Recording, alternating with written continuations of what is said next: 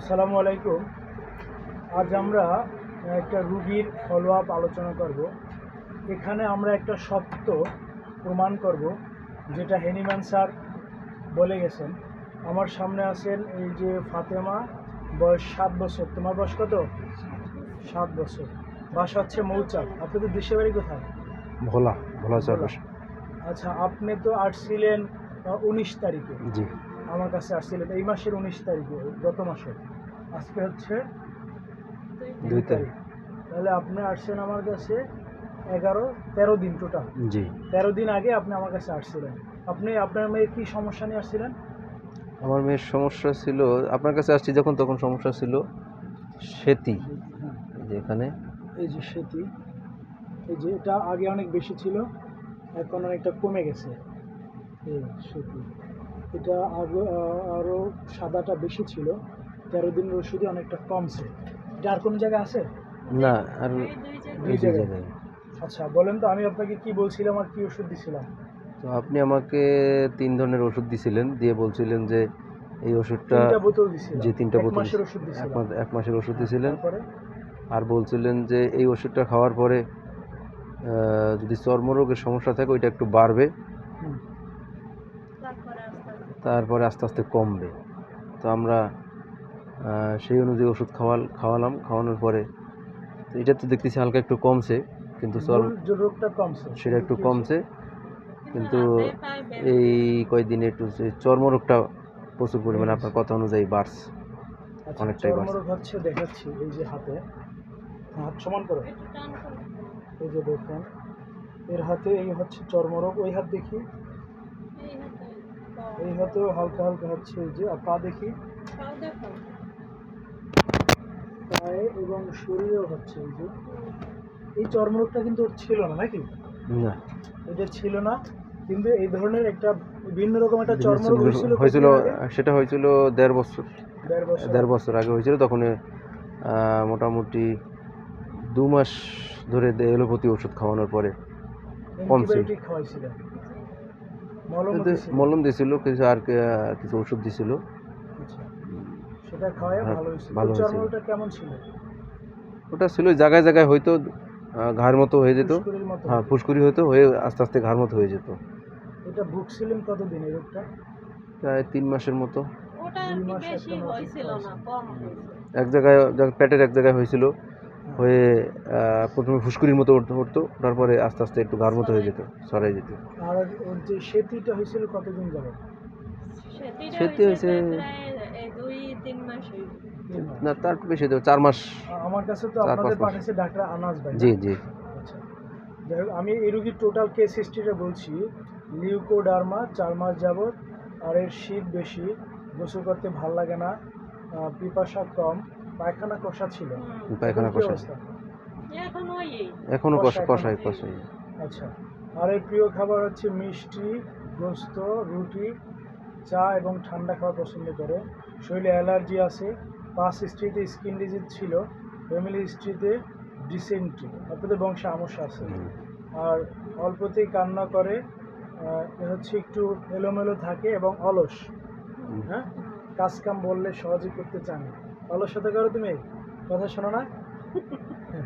আচ্ছা, এই হচ্ছে তার টোটাল কেস হিস্ট্রি নেওয়ার পরে হোমিওপ্যাথিক ফর্মুলা অনুযায়ী হ্যানিম্যানের কথাটা আমার মনে আছে, যে কোনো স্কিন ডিজিজ চাপা পড়ার ফলে, চর্মরোগ চাপা পড়ার ফলে আমাদের জটিল জটিল রোগ হয়। সেতি সেতি হইতে পারে, সেতিও কিন্তু একটা স্কিন ডিজিজ। তারপরে হাঁপানি হইতে পারে, চর্মরোগ চাপা পড়ে হার্টের সমস্যা হতে পারে। চর্মরোগ যদি কোনো ভুল ট্রিটমেন্ট বা বিষাদৃশ্য ট্রিটমেন্ট, হ্যানিম্যান যেটা বলছে, মানে বিষাদৃশ্য ট্রিটমেন্টে যদি চর্মরোগ চাপা পড়ে, তাহলে মানুষ পাগল হতে পারে। বুঝতে পারছেন? এই ঘটনা আমি বিশ্বাস করি। আমি একজন হোমিওপ্যাথিক ডাক্তার হিসাবে এই বিষয় নিয়ে আমি অনেক অধ্যয়ন করছি, এবং বাস্তব জীবনে আমি আপনাদের মতো অনেকগুলো রোগীর এই প্রমাণ দিতে পারছি। হ্যানিম্যান যেটা বলছে এটাই সত্য, সেটা এখন প্রমাণিত হইল।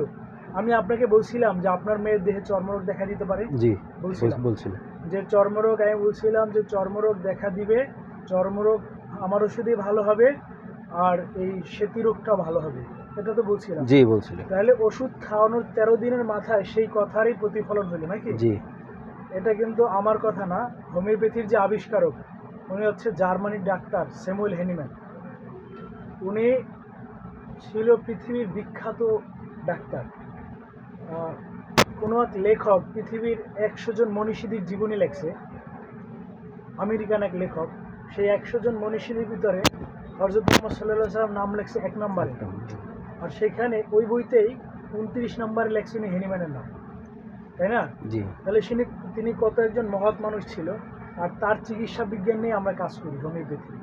এই হোমিওপ্যাথি কিভাবে মানুষের কল্যাণ করে এবং ওনার কথা যে কতটা সত্য সেটা প্রমাণ করার জন্য আজকে মূলত আপনাদের এই ভিডিওটা করা। কারণ হ্যানিম্যান স্যার বলছে চর্মরোগ যদি চাপা পড়ে, আমি যে কথাটা বলছি আর আমাদের টোটাল সমাজ এই কথার বিরুদ্ধেই চলে নাকি? জি চর্মরোগে তো সবাই মলম লাগায়। আমি যদি কোনো রোগীকে নিষেধ করি, ওই রোগী আমার কথাও মানবে না। শোনে না, তাই না? কারণ আমরা হোমিওপ্যাথিক ডাক্তার, আমাদের কথা কেন শুনবে? শুনবে বড় বড় ডাক্তার যারা অনেক জ্ঞানী বা অনেক বড় বড় যাদের বিল্ডিং আছে, তারা যখন এলোপ্যাথি দেয় তখন ওইটাই মানুষ মানে। কিন্তু আপনি বাস্তবে কি প্রমাণ পাইলেন? জি এটা কিন্তু আমি আমার কথা বলছি না, আমি আমার চিকিৎসা বিজ্ঞানের কথাই বলছি। আমাদের বইতে এই কথাগুলো লেখা আছে যে চর্মরোগ চাপা পড়ে মানুষের এই ধরনের জটিল রোগ হইতে পারে। আর ওই চর্মরোগ ভালো করতে গেলে যে রোগটা হবে, ওই রোগ ভালো করতে গেলে যে চর্মরোগ চাপা পড়ছে ওই চর্মরোগ আবার ফিরে আসবে। সেই ঘটনা এই ফাতেমার ক্ষেত্রে ঘটছে। জি এরকম অনেকগুলো রোগীর ক্ষেত্রে আমি এই প্রমাণগুলো পাইছি। আজকে আমি সেই প্রমাণটা ধরে রাখছি ভিডিওর মাধ্যমে, আপনাদের কথাগুলো বা আমার কথাগুলো। তাহলে আমরা দেখি, তোমার হাতটা দেখি। এর হাতে ওষুধ দেওয়ার 15 দিনের ভিতরে এই চর্মরোগ হাত পা এবং শরীরে দেখা দিচ্ছে। এবং এই চর্মরোগে আপনার কোনো মলম লাগাবেন না, ঠিক আছে? ঠিক আছে। এই চর্মরোগ আমি এখন ওষুধ দিব, আমার ওষুধে এই রোগ ভালো হবে, পাশাপাশি খুব দ্রুত এই আপনার মেয়ের এটা ভালো হয়ে যাবে। আমি আরেকটু বলি, আপনাদের মৌচাক থেকে ওর মতো আরেকটা বাচ্চা আসতেছে, এই প্রায় 4 মাস যাবত আমার কাছ থেকে ওষুধ খাচ্ছে, সেটি রোগেই। জি জি ওই মেয়েটা কিন্তু এখনো সুস্থ হয় নাই, কিন্তু অনেকটা কমছে। কিন্তু আপনার মেয়েটা দ্রুত সুস্থ হবে, কারণ ইনশাআল্লাহ ওর শরীরে রেসপন্স খুব দ্রুত আসছে, ওষুধের ক্রিয়া প্রতিক্রিয়া দেখা দিচ্ছে। ইনশাআল্লাহ। এটা কিন্তু এই ওষুধের প্রতিক্রিয়া। আর ওই ওষুধে খাওয়ানোর পরে, মলম লাগানোর পরে চাপা পড়ছিল, চাপা রোগটা এখন বের হয়েছে।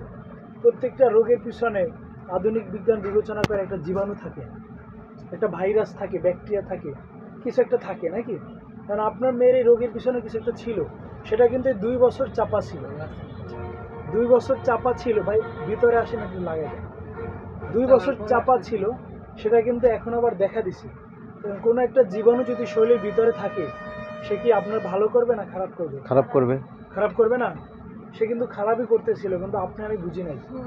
কিন্তু সে কিন্তু ভিতরে ছিল, এখন কিন্তু সেটার প্রমাণ আমরা পাচ্ছি, তাই না? আমাদের পৃথিবীতে যত বিজ্ঞান বা যত ঘটনা আছে, অনেক কিছুই কিন্তু আমাদের চোখের আড়ালে ঘটে।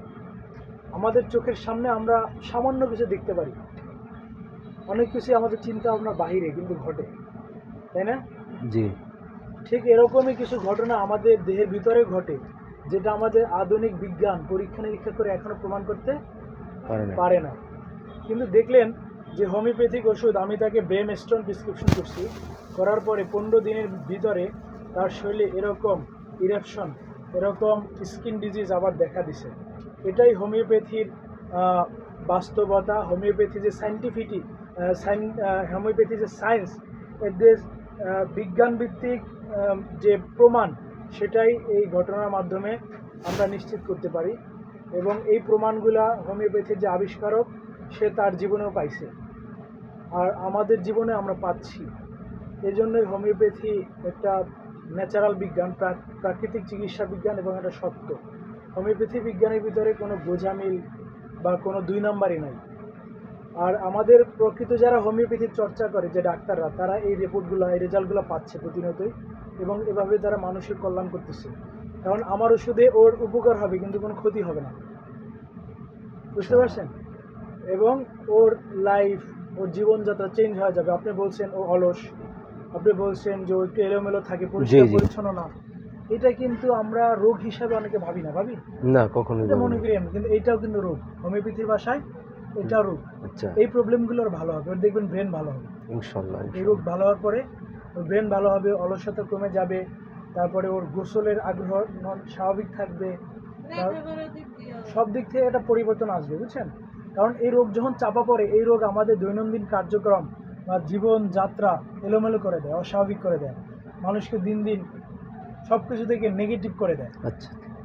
এই রোগ জীবাণু যখন চাপা পড়ে, হেনিম্যান বলছে যে যারা এরকম সোরায় আক্রান্ত, সোরা হেনিম্যানের ভাষায় এটা বলছে সোরায় আক্রান্ত, তারা নেগেটিভ চিন্তার দিকে চলে যায়, দিন দিন নেগেটিভ জি। ভাবনার দিকে চলে যায়, জি জি। তাদের ভিতরে অলসতা চলে আসে, তাদের রাগ বেড়ে যায়, তাদের ভালো জিনিস ভালো লাগে না।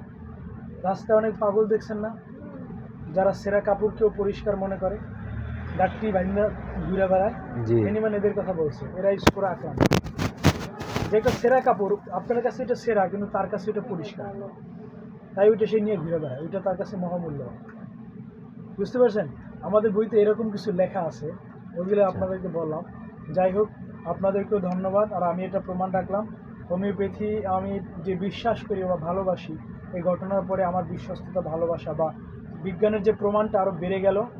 আর আমি যারা হোমিওপ্যাথি চর্চা করে তাদেরকেও হেনিম্যানের কথার যে সত্যতা, অর্গনন যে একটা সত্য বই, এবং এই বইয়ের প্রত্যেকটা কথা যে সত্য, সেটা প্রমাণ প্রতিনিয়ত পাচ্ছি, সেই প্রমাণটা আমি সবার সামনে তুলে ধরবো। আপনাদেরকে ধন্যবাদ।